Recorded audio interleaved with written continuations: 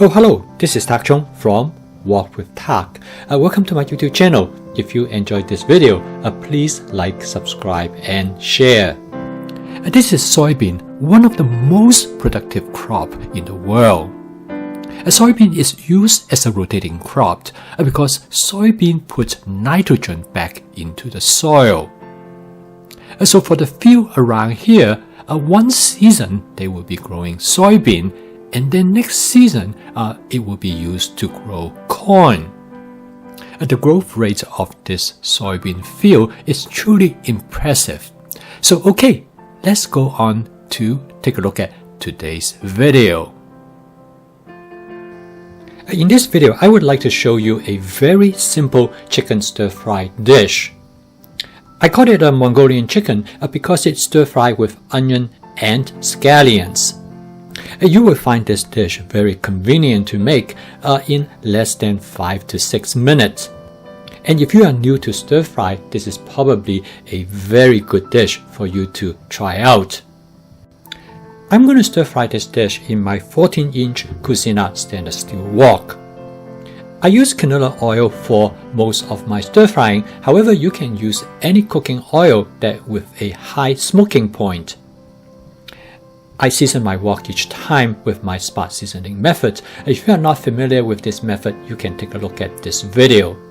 This method is effective in creating a non-stick cooked surface. It works really well with stainless steel wok or any other wok that requires seasoning. I prep my chickens in advance after I bring them back from the supermarket. I cut them into thin slices that are suitable for stir-frying. I store them in Ziploc sandwich bag in 8-ounce portions in such a way that when I need them, I can thaw them out in about 10 minutes. This will allow me to include chicken in any of my dishes anytime I want. As shown here, I spread out the chicken into a thin layer on the surface of the wok. This is a method known as shallow frying. Allow me to fry the chicken on one side to give it a crispy texture. This is because I have coated the chicken with a thin layer of cornstarch in a process known as velveting. This not only gives the chicken a very light breading, but it will also keep the inside of the chicken moist and tender. This method creates a big difference in the texture of the chicken, and you definitely should give that a try. After shallow fry the chicken for about 30 seconds, I switch to stir frying, and that will make it cook faster. The chicken is about 50% done. I'm going to add the onions, which I have chopped up in advance. Through advanced prepping, I already have the onion ready to go. I prefer red onion for cooking this dish because red onion have a sweeter flavor, but you can use any other onion that you like. Since the onion is already cut up, it only takes a few seconds to cook them. And the reason I add the onion at a later time because I want the onion to retain some of its crispy texture. Next, I use a water bottle to add a very small amount of water to the surface of the wok. Because quite often when you cook a dish like this, the cornstarch and the red onion will stick to the surface of the wok and become caramelized. If you don't detach them, they will burn to the surface of the wok and make it difficult to clean later on. And by adding a small amount of water to the area where the material that has stuck to the surface of the wok, you can clean the wok as you cook. At the same time, this stuck and burned material has great flavor and you can return them back to the dish. You can take a look at this video and learn more about this approach. I'm going to flavor this dish with a combination of oyster sauce and hoisin sauce. To achieve the flavor that I want, I also add some light soy sauce. The flavor that I created for this dish is a teriyaki flavor but on the salty side. I'm cooking this dish for my friend Jim and I know what he likes. So with flavor chasing, I often adjust my dish according to the preference of who is going to eat the food. This is the benefit of flavor chasing because it allows you to constantly make adjustments to the flavor. Instead of following a strict recipe, you have a lot of latitude to create the type of dishes that you want. And with template-based cooking, you have a pretty good idea how the food is going to turn out most of the time. After doing a taste test, I decided that I'm going to add some dark soy sauce.